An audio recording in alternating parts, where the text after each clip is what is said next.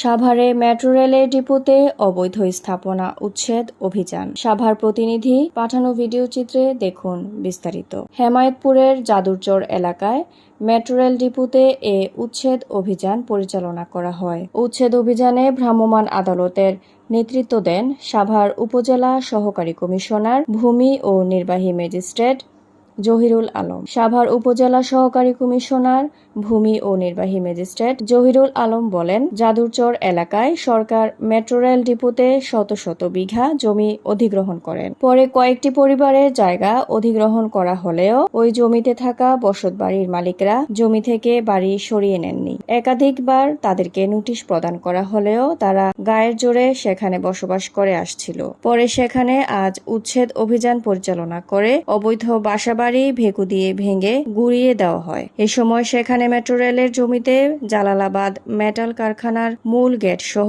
কিছু অংশ ভেঙে দেওয়া হয়। উচ্ছেদ অভিযানে এ সময় মেট্রো রেলের ঊর্ধ্বতন কর্মকর্তারা উপস্থিত ছিলেন। সিঙ্ক জহিরুল আলম, নির্বাহী ম্যাজিস্ট্রেট, সাভার উপজেলা। ভূমি। Mahjabin Sadia, news desk, daily news Bangla 24।